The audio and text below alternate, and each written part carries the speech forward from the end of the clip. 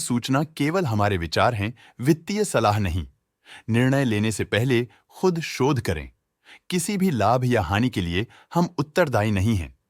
आज हम देख रहे हैं अनुपम रसायन इंडिया लिमिटेड के 2025-26 Q1 की standalone financial performance. Starting with the sales, पिछले क्वार्टर से सेल्स में -4.5% का डिक्रीज हुआ है। इस अवधि में कंपनी की सेल्स परफॉर्मेंस स्टेबल रही और पिछले साल के मुकाबले अप्रॉक्स 2 गुना तक इंक्रीज हुई। Expenses -1.5% quarter on quarter decrease हो गए हैं, जो साल भर के 74% के राइज के साथ अलाइन करता है। एक्सपेंसेस में डिक्रीज अच्छा है, लेकिन सेल्स में डिक्रीज निराशा की बात है। इस पीरियड में कंपनी की ऑपरेटिंग प्रॉफिट परफॉर्मेंस स्टेबल रहा और पिछले साल के मुकाबले अप्रॉक्स 2 गुना तक इंक्रीज हुआ। Quarter on quarter around -11% decrease हुआ है। Operating profit margin OPM annual basis पे 7.5% से इंक्रीज हुआ है और पिछले क्वार्टर के कंपैरिजन में -2% से डिक्रीज हुआ है। एक्सेप्शनल आइटम्स को ऐड करके अदर इनकम पिछले क्वार्टर के कंपैरिजन में -9.5% गिर गई। बावजूद इसकी ईयरली डिक्लाइन -13.5% हुई है। इंटरेस्ट एक्सपेंसेस पिछले क्वार्टर से 16% अप हुआ, लेकिन ईयर ओवर ईयर इंक्रीज 54.5% हुआ है। डिप्रिशिएशन कॉस्ट्स में क्वार्टरली -0.5% का डिक्लाइन देखने को मिला और ईयरली बेसिस पे 42% का इंक्रीज देखा गया। प्रॉफिट बिफोर टैक्स एनुअली लगभग 18 गुना बढ़ा, लेकिन प्रीसीडिंग क्वार्टर से -29.5% डिक्रीज हुआ है। इस साल कंपनी ने 29.5% टैक्स पे किया और क्वार्टरली कंपनी ने 24% टैक्स पे किया है। नेट प्रॉफिट ने ईयर ऑन ईयर पिछले साल के मुकाबले काफी ज्यादा वृद्धि दिखाई, जो कंपनी के लिए बेहतरीन परफॉर्मेंस रही। लेकिन लास्ट क्वार्टर से -22% का कंट्रैक्शन हुआ है। इस क्वार्टर के दौरान कंपनी का परफॉर्मेंस इतना अच्छा नहीं रहा।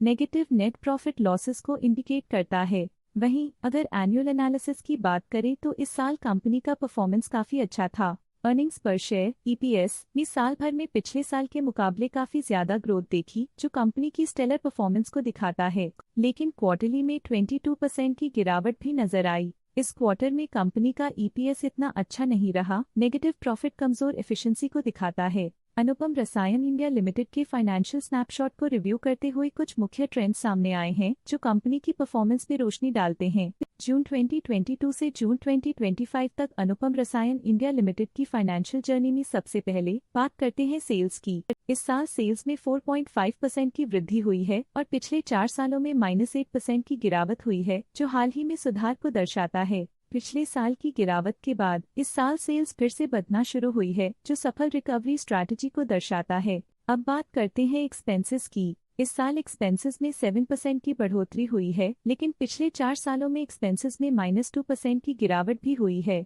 इस साल हालांकि एक्सपेंसेस सेल्स से थोड़ा ज्यादा बढ़े हैं, मगर ग्रोथ रेट्स का करीब होना स्टेडी ऑपरेशनल कॉस्ट को दर्शाता है। चैलेंजेस से गुजरते हुए ऑपरेटिंग प्रॉफिट ने इस साल -3.5% की डाउनटर्न देखी, जो एक ट्रेंड को कंटिन्यू करता है। पिछले 4 सालों में -22% की डिक्लाइन के साथ एक वृद्धि के बाद पिछले 2 सालों से ऑपरेटिंग प्रॉफिट गिर रहा है, जो कुशलता बनाए रखने में चैलेंजेस को दर्शाता है। इस साल नेट प्रॉफिट में 20.5% की वृद्धि के साथ पिछले 4 सालों में -35.5% की गिरावट हुई है। पिछले साल की सेटबैक के बाद नेट प्रॉफिट में सुधार हुआ है, जो मार्केट ऑपरेशंस में संभव रिकवरी और अडेप्टेबिलिटी को दर्शाता है। EPS के लिए रास्ता कठिन रहा है। इस साल EPS -26% डिक्रीज हुआ और पिछले 4 सालों में कुल मिलाकर -63% की गिरावट हुई है। एक इजाफे के बाद पिछले 2 सालों में EPS गिर रहा है, जो कुछ चैलेंजेस को दर्शाता है, जिन्हें स्ट्रेटेजिक रिव्यू की जरूरत है।